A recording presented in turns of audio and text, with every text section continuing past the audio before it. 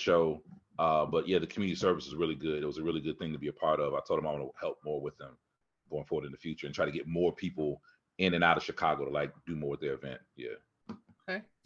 Go ahead, Chi-Town. I know it's probably cold there, so I'm glad you're back in the warm confines. So I left just when it got, like I didn't want to pump the gas in the rental car. It was so cold. Like I'll just take the hit for the how much y'all charging, 20 a gallon. That's cool, bro. I'm not getting out the car. I'm not getting out the car, bro. It was, yeah. I don't miss that. I don't miss the Midwest cold, bro. Yeah. LA is came back here, but I was like, oh, it's chilly. It's 50 degrees. I was like, yeah, I'm good. That's it was 10. Yeah, right. Yeah, it was 10 when I left Chicago. Man. Well, I'm glad you're back, and this is a good place for us to get started. The show is called Here's What I Got, and today, here's what I got for y'all. This man, you know, I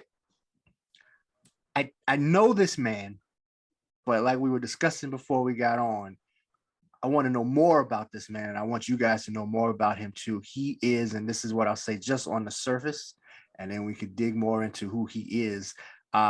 He is a poet. He is a comedian. He is an actor. He is a spokesperson. He has the voice of God. He is he's a community activist. He is a father. He has the best stories about his mom and her husband that you will ever read on the internet. So if you are not subscribed to his Facebook, please get on there, because just you don't even have to hear them. You just see him write about them, and you make up your own voices, and you're like just totally enthralled. I have known him for years. We first met during season 3 of Verses and Flow, and then he was back on for season 5. 5, right? It was 5 or 4? 5 and 6, yeah. 5 and 6. See, this is what I'm saying. Yeah. 3-time champ. See what I'm saying? He is someone we all should get to know better, and hopefully today we will do that. Please welcome to Here's What I Got, Ed Mabrey. So the guy in front of me at this Subway restaurant just ordered a 6-inch club sandwich with everything, and I asked him, dog, how in the world can you possibly stomach all those toppings? He turns, smiles at me with a mouthful of honesty, and says, well, it ain't so hard when it's the first meal of the day, but the last one for the week. And I felt like an idiot, right? So I looked at him and realized he had on a full-length suit, so I figured, screw him. He's probably some yuppie with a bad taste in timing and jokes, considering how broke most of us are these days, y'all. But I looked a little closer, and I realized that his shoes had been blacked in with a magic marker. His pants were way too big for his body, and the jacket he had on didn't even match the rest of his outfit, y'all. His right hand looked like it had been broken and never healed right, like he knew what it mean to have to fight for a meal or a place to sleep. And the bulge in his pocket told me he had all $5 in pennies, nickels, and dimes, and the look in the cashier's eyes said, I'm God and 16, so ain't no way I'm about to counter this change for some homeless bum. So I figured I'd buy his meal, y'all. I traded in for his life story, and this is the story he told me. Nothing. What's up, brother? What's up, man? Here, I was like, yeah, do all that. I'm tired. I'm going to sleep. No, that's the thing. Your life is a hashtag. That's your thing. My life is a hashtag. So you never stop. You never sleep. You're always on the move. And so I just want to learn more about your journey. So tell us, you grew up in Ohio. Tell us about how that was, because we were just talking about Midwest cold, and Ohio is definitely a part of that equation. Oh, yeah. I was gonna do Steve Martin quote. I was born a poor black child in Mississippi. The jerk. Yeah, I was born. Right. I was born a poor black child in Mississippi. Mm-hmm. I was born in Cincinnati. I was raised in Dayton. 70s baby, early 70s baby. Thank God black don't crack like that. Just a very typical little project ghetto kid, and I'm proud of it. I don't shy away from it at all. I was a little hoodlum rugrat. We didn't know it was the projects. We didn't know we was hood rats. We didn't know it was the ghetto, just where we lived. You know, everybody from the outside tells you that's where you are. Great life. Again, you don't realize how traumatic or crazy it is until, again, you get out of it. It's not normal to go to funerals every month, you know, for your friends and stuff like that. And you're like, oh, okay. I guess I'll talk to somebody on the couch later about it. Yeah, but it's very basic, man. I enjoyed myself. Navy after that for 8 years. Then Columbus, Ohio. which seemed like the big time compared to Dayton and Cincinnati. Like, oh, you've made it. Left there, helped a friend. He was getting married and drove he and his newlywed wife from Dayton to Tucson, Arizona. And it was like a whole different planet. So I went from hanging out there for 2 weeks to living out there for a few years. Supposed to help move, and I was like, yeah, I ain't going back. Like, it's palm trees and it's sun, and there's never snow. Like, there's never snow. I was like, oh yeah, I'm sold on that alone. I ain't got to cut grass or shovel snow, because it's too hot for grass. Did Tucson for a while. Met a woman. Did what the grown-ups do. That turned into a son. She was from Columbus. We had broke up. She moved back to Columbus, so that's why I ended up in Columbus. So irony is I left Ohio, went all the way to Arizona just to have a baby with somebody from Ohio. Right. Ended up back in Ohio. Did that for some time. That's when poetry kicked in. Love Jones had just dropped. Slam, the movie with Saul Williams, had just dropped some other stuff. And the neo soul movement was just kicking in. So everybody was incense and nog chomping oils and, writing something, call it a poem and snapping it at, that kind of thing. So that's the start of it. And then it just kept bleeding. I can go on, that just bled on from there. Well, I trust me, I'm sitting here like, go on. But no, I want to hear more about like the Navy experience, because you said that was 8 years in the Navy. So what was that experience being a young man from Ohio going there? I've been told all my stuff sound like a Black Tennessee Williams play. It was horrible. But it wasn't bad. It's weird. It was horrible, but it wasn't bad. I know people who had really bad like PTSD and things like that, and salute to them and respect for them. I went through a lot, but I guess very much either I was too dumb to realize how crazy stuff was when I was a kid, because I was so young, my mom had to sign me in. They don't even allow that anymore. Like my mother signed. They also don't allow 8-year contracts anymore. My mother had to sign me in, so she had to like co-sign me to go to the military. Wow. Like they don't let that happen, because I graduated high school 15 turning 16, and then that following year went in. So I graduated early and then went in because I was sitting around just getting into trouble, and it was like, okay, pick something. And how that ended up happening was we didn't know how college worked. All we know was you became a senior, people came around with paperwork, you filled out the paperwork, and then poof, people magically went to college. Well, I was poofing myself into doing a lot of dumb stuff, being a knucklehead in the streets, not fully focusing on books or fully focused on sports. So when the time came, I was like, all right, Mom, I'm supposed to give you these papers, and then I go to college. That's how it works. Here's the papers. And she was like, yeah, baby, there's this thing called a Chapter 11, and your mama filed one. And I was like, what's that mean? She's like, yeah, I can't sign nothing. And I was like, oh. So she's like, yeah, you might want to go grab a ball real quick or try to get them A's up. I was like, yeah, it's too late for that, homie. That's just like you sign these papers. That's actually how it ended up happening in the first place, to go in. So y'all were looking at each other like that Diddy thing where y'all just staring at each other like, what we gonna do? Pretty much like, yeah, what you gonna do? And I was like, okay. So the streets was an option, and I was doing really good in that. And she's like, yeah, not in my house. And it just went against who I was. I wasn't raised that way, but it just came easy. Like the ideas came easy. That's a whole another conversation though. So yeah, in the Navy, did that, and it was cool. It was very it was kind of Forrest Gump kind of military time. Like I was in some situations, but because of my age, a lot of stuff I couldn't actually participate in because I wasn't 18 yet. Right. So I was signed. I went to boot camp. I went to A school. I went to a tech school. Then I also ended up I was signed to go do EOD work. Is what I was trying to do, which was explosive ordnance disposal, which is the right hand of the SEAL. So SEALs, EOD, hand in hand. But you spend most of your time just detonating, or deep undetonating bombs, underwater, landmines, stuff like that. So I spent half of my days in swimming pools in Chicago, Illinois, ironically, Great Lakes, Illinois, in pools, practicing all that stuff. And okay, you got a particular skill set. This will work with the Tigers in the Navy, which is a civilian military conjoined thing. I don't know if it exists anymore. That. And then honestly, there's some stuff I did that I don't remember. And I'm very clear on that with people. Like I don't discuss it because I don't remember it. So I don't have a lot of the issues a lot of other people I know had because I don't remember. But it's like chunks of time I don't remember. And I thought because I was a kid, I was just making it up. And then later on, I found out my mother had been contacted when Desert Storm and Shield had hit, and actually came to her house looking for me to have me come and do some work. And I never was like, oh, whatever, well, I ain't going back. Screw him. So no, tell him I don't live there. And she's like, baby, that's the problem. My name is Godwin now. So how the hell did they find me? I ain't been Mabrey in forever. Right. And I was like, oh. Like, oh, who was it again? Just men in some suits. It's like, yeah, just, it's just, that's cool.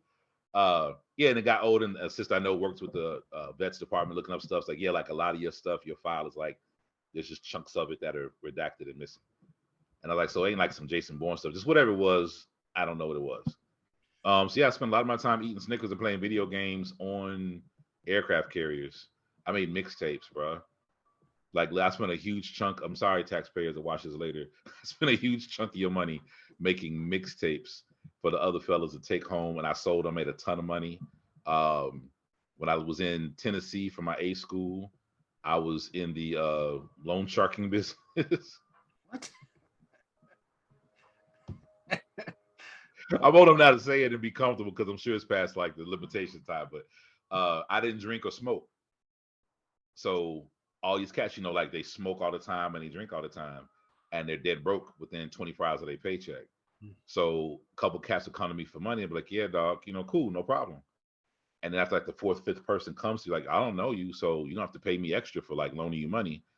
And then word got out like, yo, you can go to Mabrey and he'll like front you some money to your next check.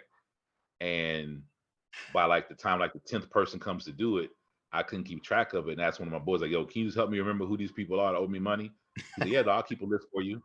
And then that turned into this whole other thing. Your life is like memento. Like you had to start writing stuff down on your arm in order to remember stuff. Good Lord. Yeah, it got interesting for a minute, bro. So my time was different. I just posted recently, like I experienced trauma in terms of like I witnessed, I knew 2 people committed suicide during that time frame. We just couldn't do it very well. Another cat cracked, just mentally, just kind of left. There was some sexual assault situations, man on man, like officers, like COs in charge of a department, getting some of these young boys, getting at some of them. So yeah, that was, so my viewpoint was very different than most people's experience. I didn't, a lot of the go kicking it, I didn't do 2 tours. I wasn't allowed off the ship. So I spent the whole time like, oh, there were 2 weeks like I rode to Spain. They just kicked in the road. I just had to sit on the ship. So I walked around and learned a lot about different things by just going in different departments because everybody was gone. Yeah, like I think my ship is retired now. Matter of fact, I was the Forestall. My home ship was the Enterprise, which is retired. I was Enterprise and the Forestall, and yeah, so it was a different experience. Now you talked about how, well, I can see how things can come easy for you. Like you're able to pivot a lot. But if we go back, you said that you graduated high school, or you got out of high school when you was 15 or 16 years old. So, and you weren't really concentrating on school, but that has to mean something. Did you graduate early, or did you start school early? No, yeah, it's another backwards ass story. I went to whatever daycare. I went to like kindergarten, whatever. Went to a daycare, and then I got into school, and I was getting into trouble a lot. Point blank, I was a little bad kid, getting a lot of trouble. And what I was doing was I was picking with people. I would mess with folks. This person never shared this story publicly. My mom's gonna kill me. So I had a little notebook, and in my mind, it was a scientific experiment. So one in particular, I remember I had, again, this is weird. We were weird kids. We would sharpen our pencils and then stab each other with them. Okay. Not like shank, like you try to like, you jab, but your friend, like you like jab your friend like in the side of the neck, like pop and pop them. Again, it's ghetto stuff. Don't ask. Don't judge us. And I turned it into a thing where it's like, okay, well, other thing we do is we put the pencil in your seat. Like you were going to sit down, we'd hold the pencil in your seat, and then just before you sit down, we'd move it out the way real quick. To see how long, or see if we can make you jump. Because if you jump, you got in trouble with the teacher, and we just sitting there with a pencil in our hand, we're not in trouble. Well, I would do it with random folks in the room and actually like time them. So I was like, okay, so Will, 2 seconds. Like it took 2 seconds for Will to notice it. You know, Bobby, 5 seconds. Carol had his whole book. So they get ready to pull me aside, and I'm in mad trouble. And it just so happened the school secretary went to our church and knew my mother, and she's like, "Hey, they're about to put your son in what they at the time called the special ed classes, because they think he's just off." Mm. And she's like, "I'm gonna tell you what to do. They're gonna have a hearing, demand he be tested, like demand he actually be tested, not just they just put him in there because of his behavior, because he's getting good grades. Like everything he's doing, he's getting good grades in, but he's finishing twice as fast as other kids, and his attention span is just You he's got just bored. bored, so he's doing stuff." Yeah. So she requested the test. They got mad because she knew the like, how do you know about this kind of stuff? I got tested. My IQ was whatever it was. I didn't, I wasn't told. And they're like, well, let's keep moving him up. So basically, like, yeah, he's went from daycare to kindergarten. They try to put me from kindergarten into first. And they're like, nah, we recommend you put him probably around fifth. Just jump him to fifth grade. Wow. And my mom was like, what? And in her mind, she thought, okay, if I ever flunked, they'd send me all the way back. Like get to 11th grade and flunk one class. They'd be like, nope, back to the 7th grade, kind of thing. So she's like, nah, let's meet in the middle, skip them a couple years, but not as far as you want to.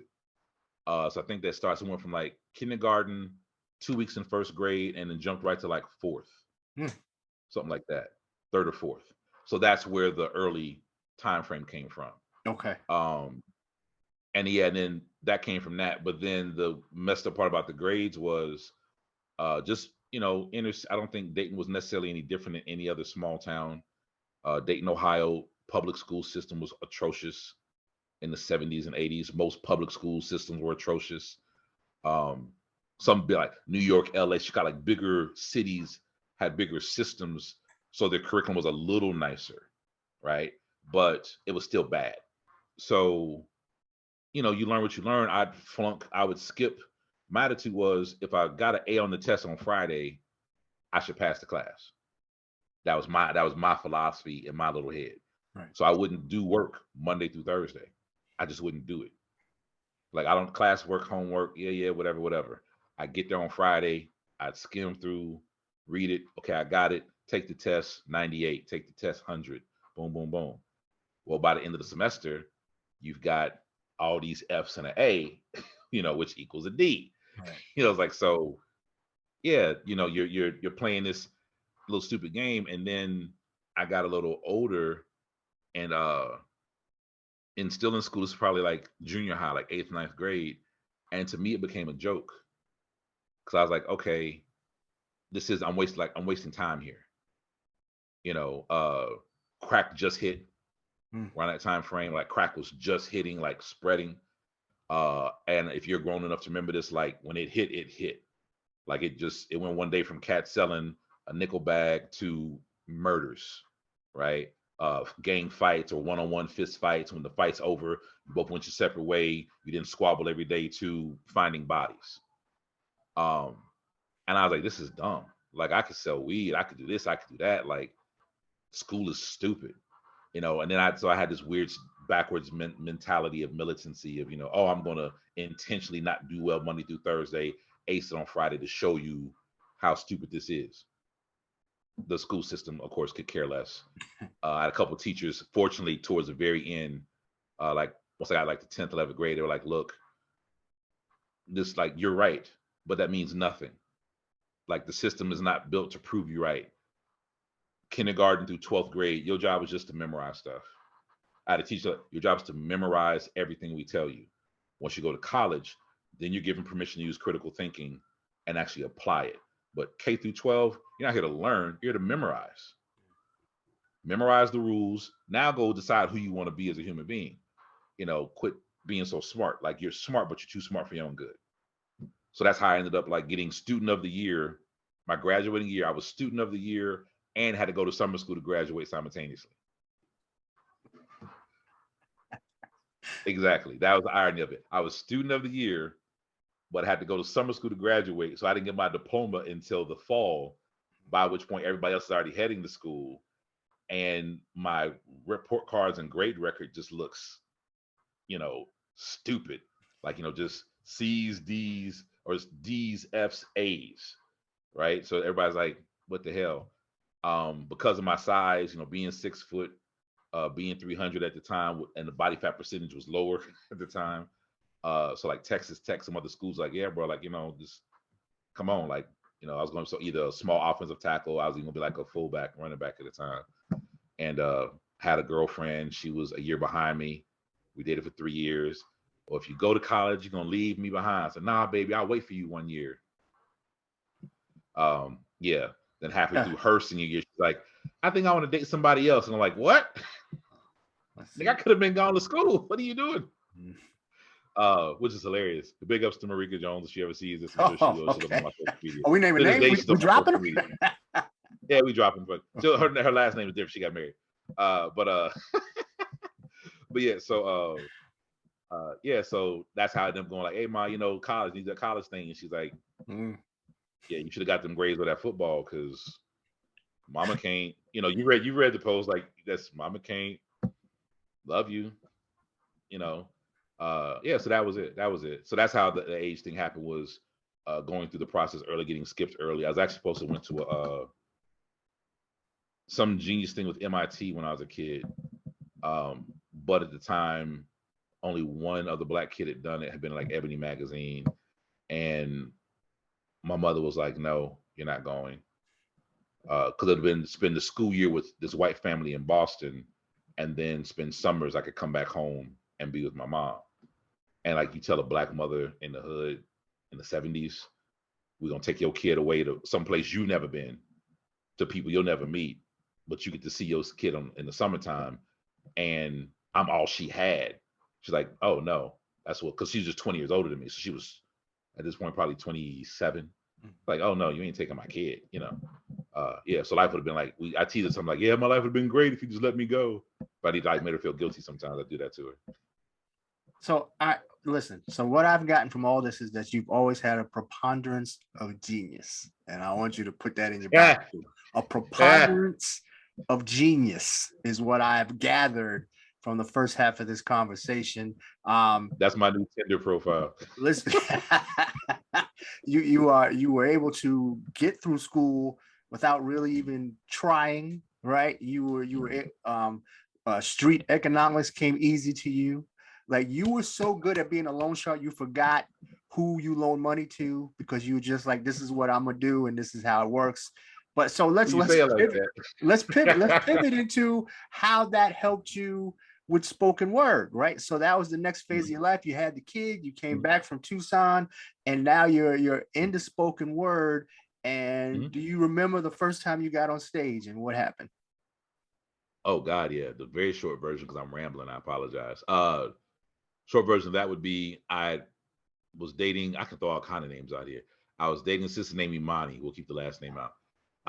We broke up, ended our engagement, and it was one of them ugly breakups and the ugly cries and the tears and the snot.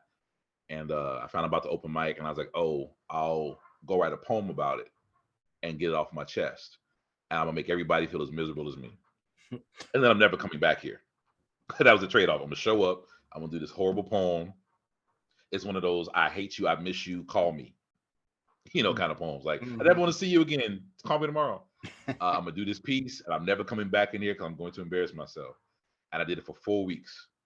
That's how long the poem was. I typed it on a brother typewriter in a red ribbon. I used the correction ribbon as my ribbon. So I just said, like, the red on this paper represents the blood I shed for this relationship. The stains you see are actual tears I cried typing over these papers. And I'd read the poem until the host said stop. Every week. That's how long it was. I would just go, he'd be like, stop. All right, next up. And the final week, I was like, I got a standing ovation. But it's because I said it was part 4 of 4, not because it was so dope. Your poem, like, this is the final segment of my breakup piece. Everybody was like, thank God, because we hate you. Okay. Yeah, so that was the very first one.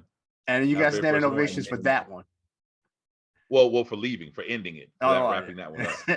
Yeah. But then you knew you were on the right. Well, let's say it, you were on the right page with that.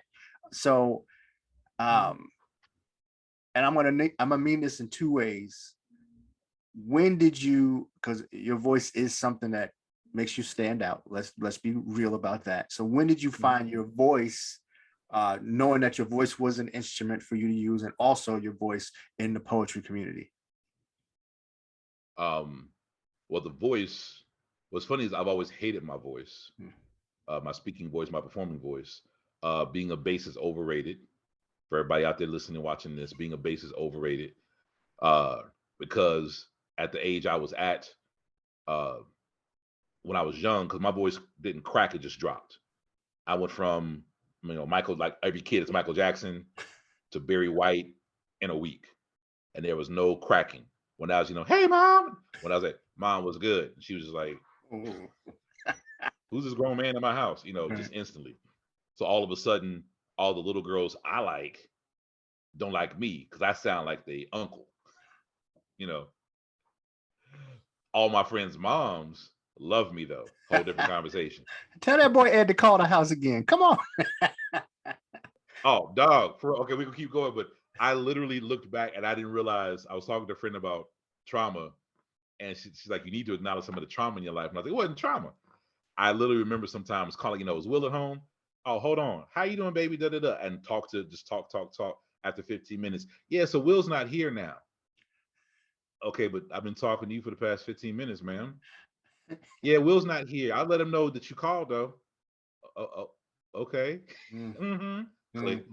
Like I won't tell how many times that happened to me as a young man, where I would talk to some of my friends' moms 15 minutes an hour, and then come over to be like, who are you on the phone with all the time? Oh, Kevin's mom. Where was Kevin? Not there. Call Kevin's mom back. Your mom set her straight. They set her straight. Bruh, yeah, that's a whole another chapter in the book. Yeah, so my voice was that. So understanding that, but the power of it came from a sister named it'll come to me, Mama Condi. And she would make me blush every time I got on the mic because just before I opened my mouth to start, she would go deep, big, black, dark Cameroon God. And I would just blush. Because it was I didn't know what the words meant, but she said it was such reverence and love. And finally I was like, Mama Khan, what is that? She's like, your people, your facial structure, your nose structure, you're Cameroonian. I was like, I don't even know what a Cameroonian is. What are you talking about? She said, oh, in Africa, you're Cameroonian. They're known for also having very deep, rich voices. Da da da da da. Do you know what it means to be a bass, to speak on a lower register? What that does in terms of your effect on people? And I was like, I have no idea what you're talking about. I know Barry White, Isaac Hayes, and BB Winans. That's all I got. Lou Rawls.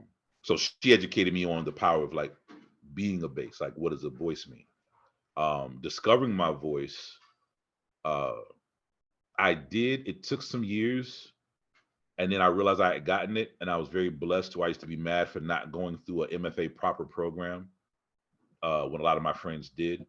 But then what I discovered was a lot of them, once we got older, they spent the second half of their life, or still are spending it, trying to find their voice because their voice was stripped from them in college, right? Because you have to go according to what they're telling you poetry is, what a poetic voice is. And they're not letting you, unless you're the super gifted place, they're not letting you express yourself. You're trying to, according to that professor, what that professor says it is, which oftentimes is going to be whitewashed. And now you spend the rest of your life trying to find your voice and escape all that teaching you got. Where I came up through the spoken word circuit and the slam circuit. So who I was, my voice was evident. And then I had to work on reading and form and syntax and grammar and all that. But my voice was already entrenched in me. So nothing I learned overpowered it, for lack of a better term. That makes sense. So who helped you with that? Who helped you with the learning? Who helped you with the syntax, the reading, and all that? A brother named Izsaid and a sister named Shango Femi at that same first open mic. I came back that 5th week after I said I wouldn't. Kind of like you say, you'll not go to church, and the closer it gets to Sunday, the more I'll be like, I guess I'll go. I walked in the door expecting to get laughed at, and some of the elders in the community, which I'd also never experienced elders in a Black community, like just approach and speak to you. And it's not a church function. I'd never experienced that before. And they're like, we're so glad you're here. We think you're special. We think you have a gift and you're going to be used. Don't abuse it. I'm like, I know what you're talking about. It was a breakup poem. They gave me a book called The Black Poets Anthology. And she's like, I bought this for you, hoping you show up. Read it every day and do not write or share a poem until you've read the whole book. And I was like, I don't even know you, lady. You tripping. Like, get out my face. Nigga, I got stuff to do. I'm trying to meet some honeys, whatever. But I still did it. And I read it. And the more I read it, the more I connected to it. And then they come back to which poems did you like? Which poems did you not like? And that became a conversation. And then the last poets, Gil Scott Heron, became part of the conversation. Learning about that era, finding your link in the chain, Yusuf Kamenyaka, then of course Pablo Neruda, the abstract poets I love, the Dadaist poems, etc. And then somewhere in there, someone kind of informed me the two of them, but also like Reggie Gibson, Saul Williams, became a good friend from that time frame and circuit. They're like, yeah, like there's this whole other thing out here that you're a part of that you don't realize. Like you're part of a chain. So you can ignore it or not ignore it, but it's there for you. And I was like, oh, I guess I'll check it out. Amir Baraka was the biggest one. He actually saw me at the show and called me poet, wouldn't call me by my name. He would say, poet, look, let me tell you something. Da, da, da, poet, listen, poet, da, da. And I was like, why you keep saying that? He said, because I need you to accept what you are. But I ain't come from a foolish tribe. We wants the mule, the land. You can make it 300 years of blue chip stock in the entire operation. We want to be paid in a central bank, the average worker farmer wage for all those years we gave it free. Plus we want damages for all the killings and the fraud, the lynchings, the missing justice, the lies and frame-ups, the unwarranted jailings, the tar and featherings, the character and race assassinations, historical slander, ugly caricatures. For every Sambo, step and fetch it flick, we want to be paid. For every hurtful thing you did or said, for all the land you took, for all the rapes, all the Rosewoods and Black Wall Street you destroyed, all the miseducation, jobs lost, segregated shacks we lived in, the disease that ate and killed us, for all the mad police that drilled us, for all the music and dances you stole, the styles, the language, the hip clothes you copped, the careers you stopped. All these are suits, specific litigation as represent we, be like we, for reparations for damages paid to the Afro-American nation. Boudida. So you've accepted your name. I know it's Ed. I need you to accept the other thing. I eventually accepted it in terms of having a voice and that voice having a responsibility. Not just having a voice, but what is your voice responsible for? Which is all of us are trying to find that in our life, period. Yeah. Are you still learning? Oh, hell yeah. I'm extremely ignorant. I'm the dumbest poet there is. There's so much. There's so much. You know what I'm saying? A good example I tell people that is, I used to do a poem. I watched Slam and Sonia Song from Slam, also from The Wire. Had this poem in there. My back's against a brick wall and there's a Mack truck 1 inch from my face. Run now, baby, run free. And she did it like 1,000,000 miles an hour, just a Uzi of a poem. And I love that delivery. And I was like, oh my God, I want to do something like that. And I wrote this poem and I would deliver it in that same manner. And wherever I read it, people loved it, went crazy over it, slammed with it, won, did well. Did that for like 2 years. Then one day, I meet her and some other cats on the circuit. And I do it. Think, oh, you're going to love it. And they're like, people are clapping because you're just talking really fast. I'm not clapping because they actually understand what you're saying.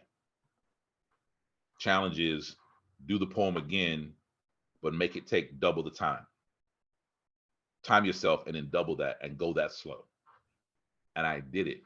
And I realized, wow, I've been doing this poem wrong for 2+ years. Never mind how people respond to it. I've been doing it wrong. I've been a disservice to this poem for 2+ years. And that was a big, so I was like, oh, so you never stop learning. It's what I learned from that. Like, I go back now, look at older poems, like, oh, yeah, I didn't write that correctly. I didn't say that correctly. I didn't perform it correctly. No wonder it didn't have the desired effect. No wonder it didn't get published. I've submitted to writers' retreats and, oh, these poems are hot. I'll get in. I don't care about heat. I care about the quality of the work. Yeah. You're not performing. Like, who are you as a writer? We put you in this fold, that means you are part of our tribe. So you got to know what you're talking about. Yes, always learning, bro. I'll die with a question. That's what I tell people. I'll die asking a question. And I think that's a good death. Do you feel that access to so many of those elders gives you an advantage when you go into these slams? Because you are definitely a formidable opponent. You have won many individual slams. So do you feel that all of that gives you an advantage over other poets, just that wealth of knowledge? I think it's one of the things it does. Definitely. That's, a broken watch is right twice a day, and fools get lucky. So I think that's like a hip hop. There's a reason the Eminems and Jay-Z's, the Kanye's, the Drake's, the Lil Wayne's, the Queen Latifah's. There's a reason certain people have longevity. And it's because they are a student of the craft and they know the game of it, right? They know their legacy. A lot of times you hear some of these rappers, Busta Rhymes, Eminem, them actually run down the legacy they're discussing. I'm a little bit of this, and this. And I'll go to a younger rapper, you know who those cats are? Man, that's so-and-so. Okay. But that's your house, right? Like, know everything about your house. If you do trap, you still want to know about like trip hop. It's part of your house. You want to know about R&B rap, like you want to know your house. Drake's the zenith level of just going, I'm gonna know everything I need to know about hip hop, and just take everything and look at the empire he's created from it. So yeah, in slams and stuff, it definitely helps because where they were, their efficiency of words, their use of language is very different than ours now. They were more no different than our dopest black writers now still ain't touching what Baldwin wrote 30 years ago. Like Ta-Nehisi Coates is amazing, but I've read. Someone showed me an essay James Baldwin wrote about writing that made me want to quit writing. Like his essay, like, if you're going to be a black writer, here's what you need to know. And I was like, oh, I quit, because the beauty of how you said this, like the beauty of your instruction manual, is better than anything I would write from your instruction manual. Right. So I give up. You know what I'm saying? So yeah. I think in terms of that, understanding how Gil Scott-Heron commands the stage and uses his words during his time. Umar bin Hassan is still one of the most underappreciated poets ever, especially in our black lineage. Just a beast. What Amir Baraka was doing with words and his timing and pace. People forget he was on the Roots albums.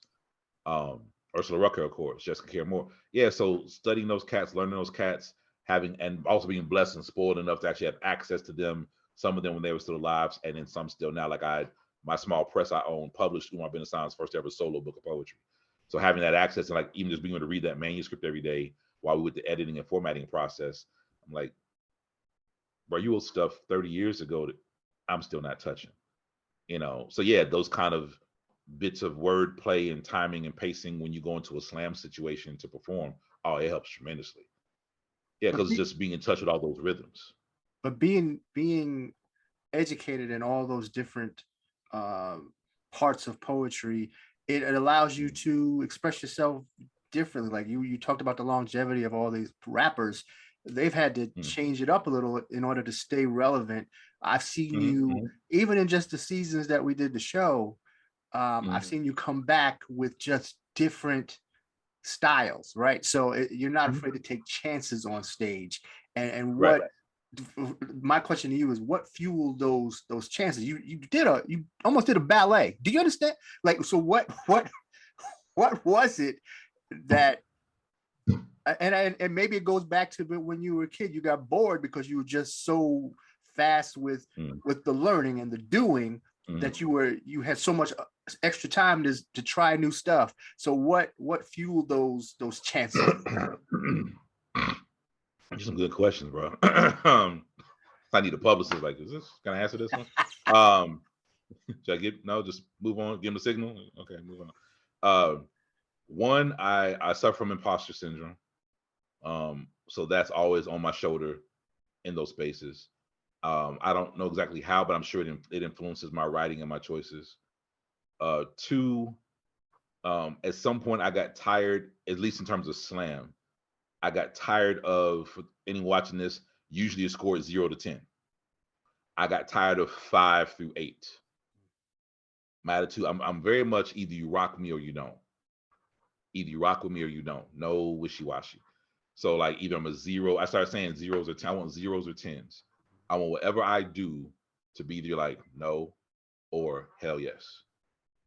Same thing with comedy. Like either it's funny or it's not. It's not kind of funny. Either I want to make you laugh and bust a gut, or I want you to be like, get off the stage. You know, not just humor you. You had a nice night. So within that, it became more of a, I'm going to take those chances to separate myself. Because in the slam, you know, it's competition. I want to prove not only is my writing better than everyone else on the stage tonight, my performance is. And performance poetry is extremely diluted, where people go, oh, I did this in my hand. It was a performance piece. No. You know, oh, they were so much more. No, they were louder on the microphone. That they didn't perform better than me. They just were louder. You know, they got in your face. They walked off the microphone. They walked through the crowd. Ooh, you know. And then some of the ideas I had, nobody would do with me. We had team slams. I'm like, all right, y'all, like libretto. I was like, okay, so we're gonna orchestrate this thing. There's a conductor with the orchestra, and then like the different instruments are saying different things. So you'll be the wind section, you'll be the percussion, and the guys were like, nah, bro. Like you're like, nah, B, I'm not making a fool out of myself on stage. Nope. So I'd be like, well, I want to do this. A libretto is the text of an opera, including all stage direction. So without any further ado, we present to you the libretto of the opera, Death of a Black Boy. Curtains open. Sun rises on Anywhere USA. Small kitchen with mother at stove. We never see her face. The black boy sits at table eating soft piano. Mother sings a song, How Lucky Am I to Have a Boy Such as This. Violins giggle, cellos chuckle. The black boy sings a song, I'm gonna get us out of here one day. Enter father. Director's note, the part of father has been canceled. Replace father with empty notes from woodwind section. Woodwind section plays the song Absence, Act 1. Enter mother's boyfriend. Director's note, the role of boyfriend shall be titled temporary or fill-in regardless of instrument backing. Boyfriend sings song, Woman, Where's My Breakfast? Why you feeding him first when I'm the one helping you with these bills? Director's note, option to replace this song with Give Me Your Car Keys. Boy leaves. So I'd rewrite it to fit me. The dance sequence piece, Tandu, was just that. It was a really big idea that I shrunk down into a 3-minute, my level of dance qualification performance piece.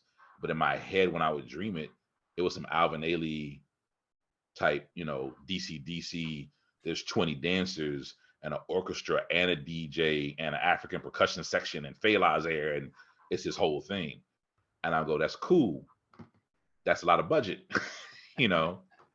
And the rules say only one person in the slam, so it just got condensed down to that. Did you have a troupe? Did you bring a troupe with you? What do you? We want to disqualify him. We also want to kind of see this, so we just gonna let it happen. He's not gonna win, but we're gonna let him. I mean, he brought dogs. He got trained dogs, man. Just let him come in the show. He ain't gonna win, but we just, ladies and gentlemen, just roll with it. We're really curious. There's a seal out back. We got to see what the seal does. Yeah, it was that kind of thing where I want to do it, and I tried doing it without it being full blown, and I would show it to my friends like, "Oh, what do you think?" And I just do the piece, and they're like, "I got to see it." And then I do it, and they're like, oh, yeah, you got to do that. You can't just talk it. You have to do that. And that goes back to the elders going, you have to service the poem. Get out of the way of the poem. Let the poem do its job. If you don't want that, then put it on paper. But if you actually want to do it in front of people, I have a poem that goes Q&A the first year. And the character goes from, or the reader goes from age 4 to 40. Well, I can just talk it, but that's not the same as you actually seeing this person on stage more from age 4 to 40. It's a very different thing to have me look like me, but convince you I'm 4 years old, and go through those steps in that process. And once you see that, you're like, oh, okay, now I got to keep doing it. So like, I didn't know it till I did it. Now I got to keep doing it. And then the challenge became to shut up about it was, how do I kill off that last poem? I'm tired of doing it. I'm tired of doing that piece or having that piece requested. Well, how do I kill it off? By doing the next thing. Mm-hmm. So that was do Q&A on Verses and Flow. Well, we want you to come back Okay, but you got to top that. Okay. Those are probably the exact words in the So email, like top that. yeah, they're like, so what you got that's gonna hit like that? I'm like, but y'all said you never seen anything like this before. Where else to do something else we've never seen before? So then that was libretto. And then they're like, this is the one. This is the nomination award episodes. Da, da, da. Okay, great. Then the next season was top that. So then that was Tandu. And it kind of kept going to where I apply that now to all my businesses, but especially my writing is, okay, how do I make people forget the last thing I did? And keep writing. So just a constant challenge. Yeah. Now I wanna touch, because I want to get into your other businesses, but I want to touch on comedy, and I want you to talk about the parallel between that and spoken word, or that and poetry, because it is a man and a mic on a stage, but it's kind of different, right? So explain to me like the differences and maybe the frustrations, and then tell me about your most favorite time on stage as a comic. Oh wow. There are a lot of similarities. My brother from Atlanta, whose name literally just walked away, like it got up and walked out of my mind. Memento. You got to write it down on your arms. You got to do it. Basically, yeah. He just Rodney. Perry. Thank you. Whew. Yeah, I got to start taking pills. Getting older. I did a poetry event, and he was one of the judges for it. And I remember after he's like, bro, like y'all are really talented. He's like, if comedy is the red-headed stepchild of the performance arts, poetry is that red-headed stepchild's stepchild in terms of appreciation or respect. Like comedians, like we get treated the worst out of all the performing artists, and poets are treated worse than us. How crazy is that? I had a whole talk about it. Became friends after that. Yeah, I think they have a lot of similarities. You're on stage, you have to command the stage, you have one opportunity to get your point across. You can't go back and say, well, you can read this in a book later. You can't back up and re-explain it. A modicum of words is important. Comedy is way more disciplined. The wackest comedian is better than the best poet on most days, just because they know they have rules. Rules of comedy are: did you just say something funny? Are you about to say something funny? You're in the middle of saying something funny. Those are your three options. Anything that's not one of those three, you cut it. Simple. Are they about to laugh? Did they just finish laughing? Are they in the midst of laughing now? That's it. With poetry, it's feelings and opinions, and well, I feel my stuff was deep. Nah, it was whack. But I feel okay, but they're booing you. But I feel, shut up and leave. Comedy is very much Those are the three. right. Where comedy is constantly letting you know where you stand with your audience. With poetry, it was cool. It was cool. It was nice. Like, okay, nah, I was whack. You said it 3 times. I know I suck. So there are similarities, the stage performance, but then also there's a lot of things that are dissimilar, because when I first got into comedy, a lot of cats tried to make excuses for why I was already pretty good. They go, oh, this is Ed Mabrey. He does poetry and he dabbles in comedy. But when you see him on stage, that's why he's already winning these contests, because, he's got some experience. Like, bro, only thing I got realistically in common is a microphone, a stage, and an audience. Let me just do a side note. Anytime somebody say you dabble in something, they low key hating. Let's call it spade a spade. If they say you dabbling, they hating. But go ahead. I digress. Yeah. Okay. Yeah, and at the time I got it, because I wasn't at every open mic killing myself. I was on tour, so I showed up and did comedy when I could.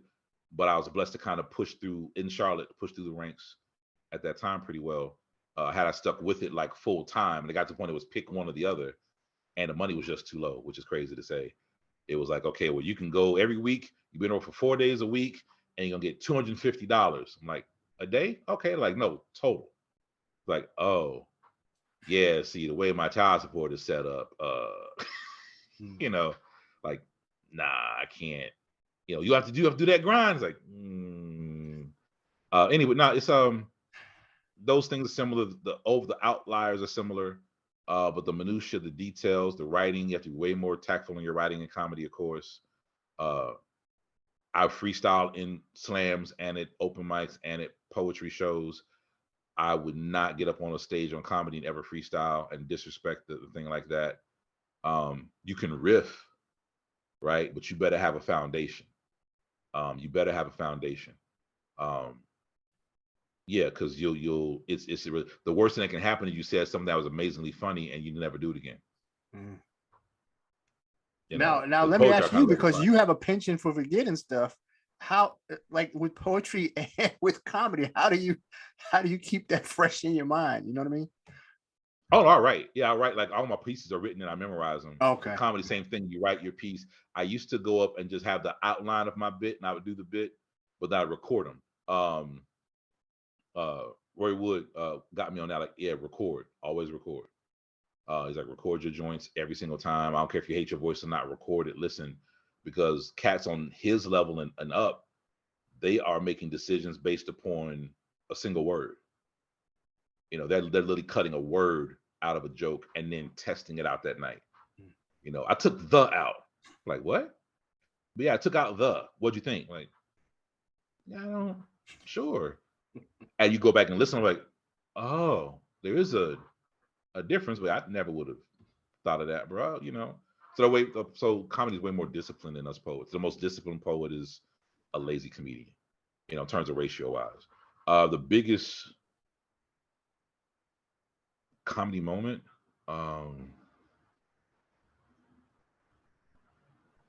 The time I felt most honored on stage was opening for Dick Gregory, because it's Dick Gregory.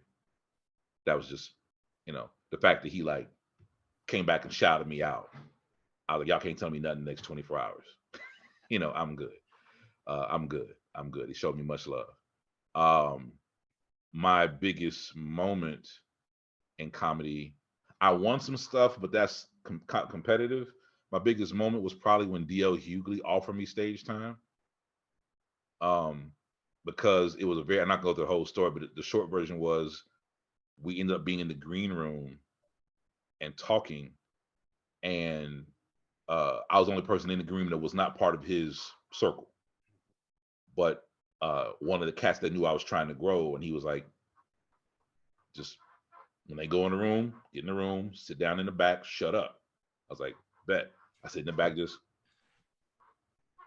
the agree. Well, yeah, what he said, yeah, yeah, that's yeah. And then the conversation switched, and he and I started talking about politics or something. And he realized that you're in the middle of the conversation, like you become the middle of it. And I was like, oh, okay, let me just back out. Anyway, yeah, about them Panthers, man. Yeah, that's what's good. All right.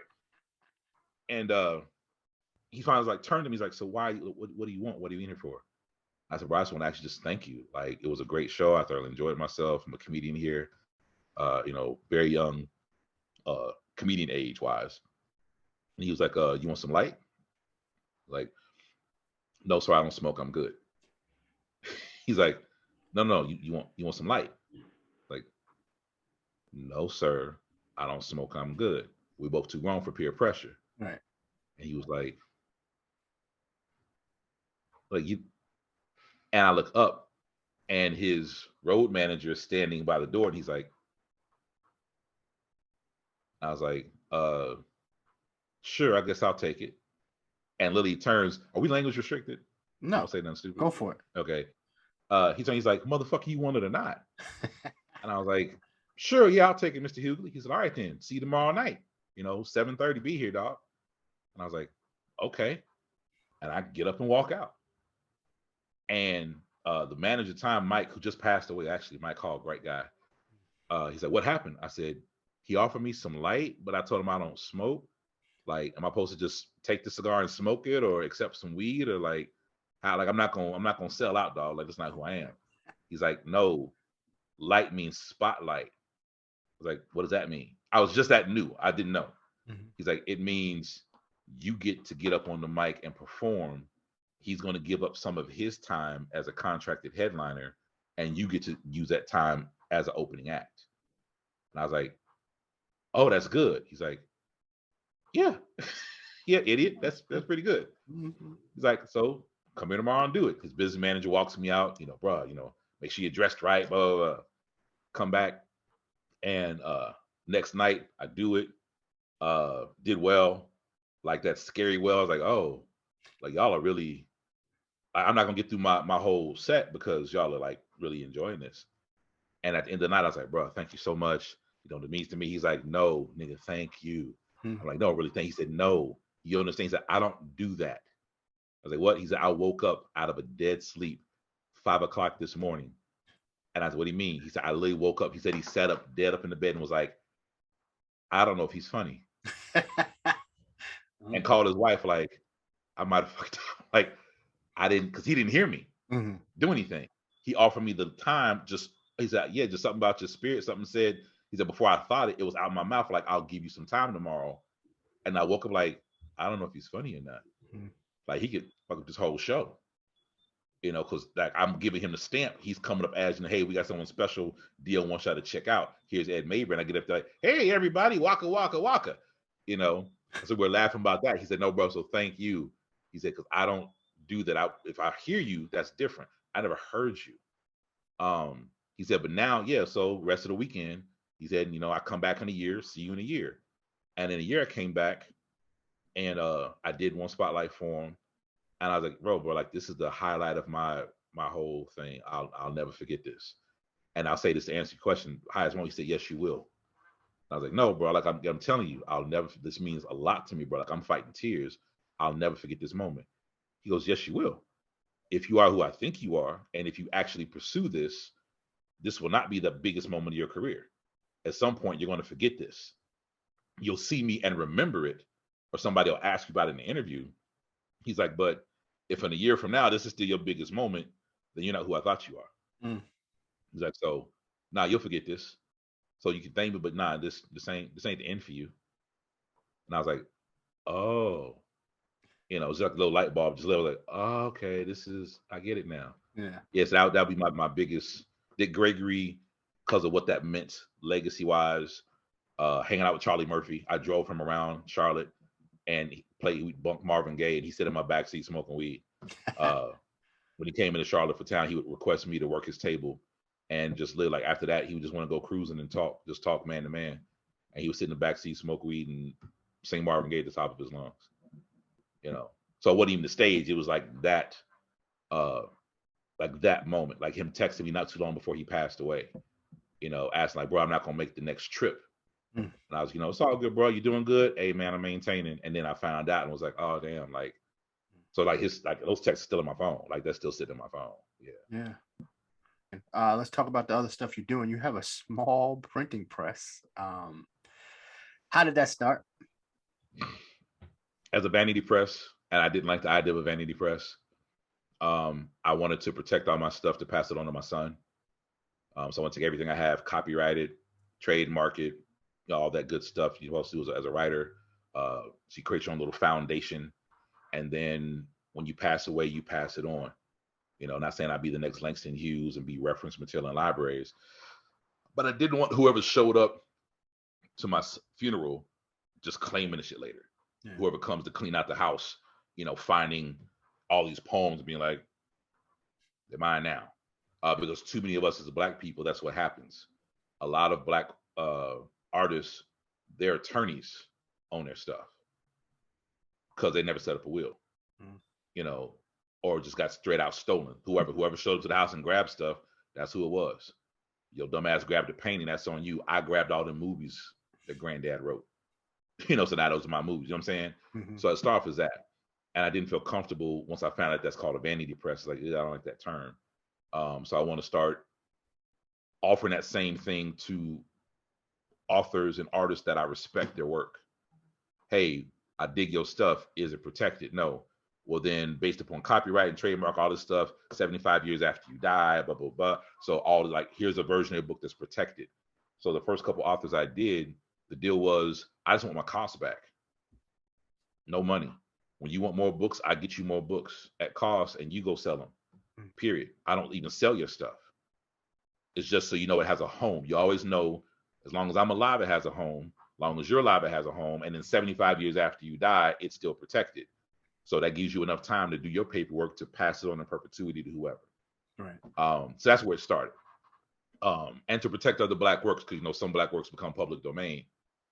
And the same thing, once it's domain, well, anybody can use it for what they use it for. You can take Paul Laurence Dunbar and throw his ass on a Ford commercial. You know, right? So it's like, okay, a lot of times Black artists and Black attorneys don't even pursue those things. So I started pursuing those. Oh, so The Prophet is public domain. Then I want a version of Khalil Gibran's The Prophet owned by a Black press. So you might go get it somewhere else, but if you get it from here, it's a Black press. So on and so forth. And that's what led to Umar bin Hassan of The Last Poets, a literal living legend, has never released his own individual book of poetry, which to me is crazy. Mm. And he's like, I want to do a solo book. I said, cool. He's like, I want you to carry it.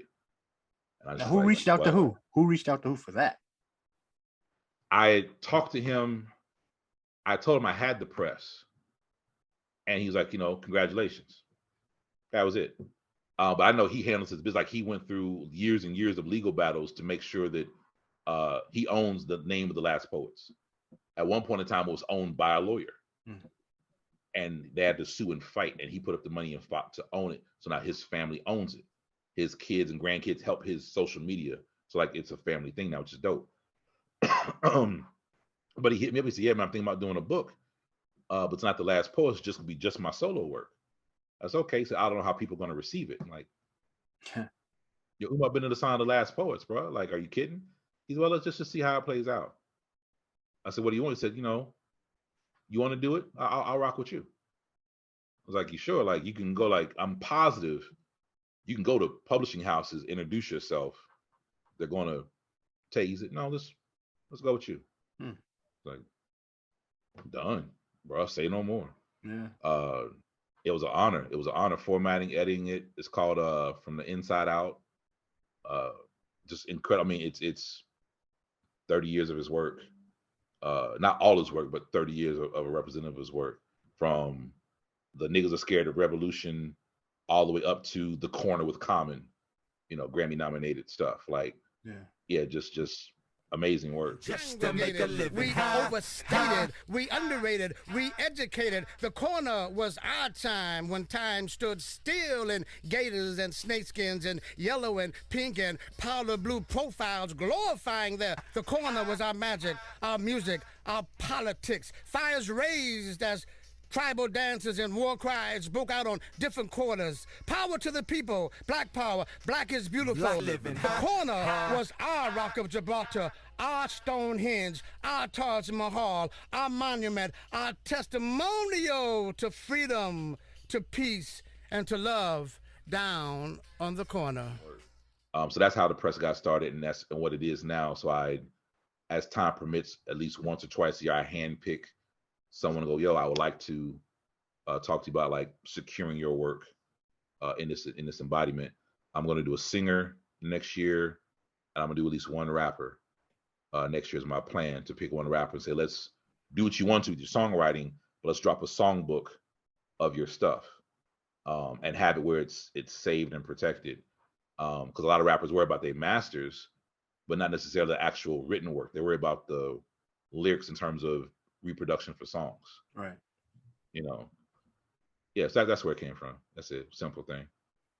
You're a businessman, and speaking of which, so you're still celebrating poets even off the stage with your clothing designs, right? So when I first saw that you had the tees and the different articles of clothing with the quotes on them, I immediately was like, yo, sign me up. I'm all in, right? So where did that idea come from?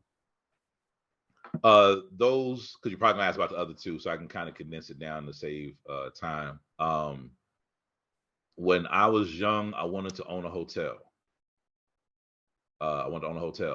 And in the hotel, I was going to have, this is way back in the day, now hotels do it, but I wanted to have it where everything in the hotel you could buy. Like, oh, I love the bed. You can buy the bed. The sheets, you can buy the sheets. You can buy the towels, the robes, the dressers. You like the music we play, we have those CDs available. You like the way it smells, we sell those colognes and air fresheners, everything. Now all hotels do that, but this is like 40 years ago, literally, when I was a little kid. What happened was those dreams kind of got deferred and pushed down. Black boys can't do this, Black boys can't do that. And then I found myself in the past several years going, I'm gonna start selling t-shirts and hoodies. which would be the retail store at the hotel. Oh, I'm going to get into bedding. Oh, I'm going to get into jewelry. Oh, I'm going to have books. Oh, I'm going to sell bath and body products. And then one day I realized, oh shit, I'm just putting the hotel back together without the physical hotel. But everything that we were going to sell in it, I'm still just literally putting that together. That's pretty much what it is. So that came about me doing the t-shirts, hoodies. I went on a fashion line. When I was a kid, I was into fashion merchandising, worked at retail stores, suit stores, the black kid going to church. So you need a bunch of suits. So work at suit stores, get a discount. But then I was told, because this is like the 80s. So, that's what sissies do. That's what insert all kind of other homophobic slurs do. And, you're young. I was young. Again, I was 15, 16, working in them all at these stores. So my boy's like at Foot Locker. I'm at the suit store and selling women's dresses and stuff like that. And they're like, oh man, you a sissy, you a punk, And I'm like, no, I'm gonna open up my own fashion store. I'm gonna have a fashion line. Y'all gonna buy my clothes. Well, only gay people do clothes, And at the, again, for anyone watches later, like, keep in mind, this is like mid 80s. Mm-hmm. So of course I succumbed to that peer pressure. Like, oh, I don't be no sissy, So it's forget it, just chuck the whole idea. And then got older and started doing it, and it was like, oh, this is just basically all the stuff I've had in my mind for years to do. So the first level was t-shirts and hoodies. That's easy. My imposter syndrome made me not want to put my own quotes on my stuff. Hence why I got a license deal with Talam AC and Sonny Patterson. First ever deal of its kind involving poets ever in this country, where we actually did licensing contracts like they do for endorsement deals with Nike and stuff. Like, I licensed them for a year to rock their quotes on clothing. Which I still got to pay them the final payment as this comes out. Did that, then was like, let me start putting my own quotes on stuff. So the Nothing in the World Compares to a Black Woman from a poem and a whole thing I written came out. Other piece like that, and then I was kind of it's become something I didn't plan on becoming. Actually, I have people asking about that who don't even know I'm a poet. Mm. Yeah. So them shirts with them quotes, and let me get some of those. I'm like, okay. No, you are just like Forrest Gump, man. Like he made his way through a lot of different eras and a lot of different things. People probably don't know you're a poet when they see you as a comedian. People probably don't, what I'm saying? Like, when you do your activist work, they probably, it's amazing how many. It's very weird. Yeah. It's very interesting to hear that, because I just did Chicago, we were talking about earlier, and a person saw me the first day where I wasn't the feature, I was just featured. So I did maybe one poem, but about 10 minutes of jokes. Mm-hmm. And they're like, yo, bro, you got to come to this comedy set, bro. Come out comedy set. I was like, cool, yeah, I'm going to check you out tomorrow, catch your whole show. I heard you doing a whole show tomorrow. And they came to the show, and that was me doing a solid hour of poetry. Mm-hmm.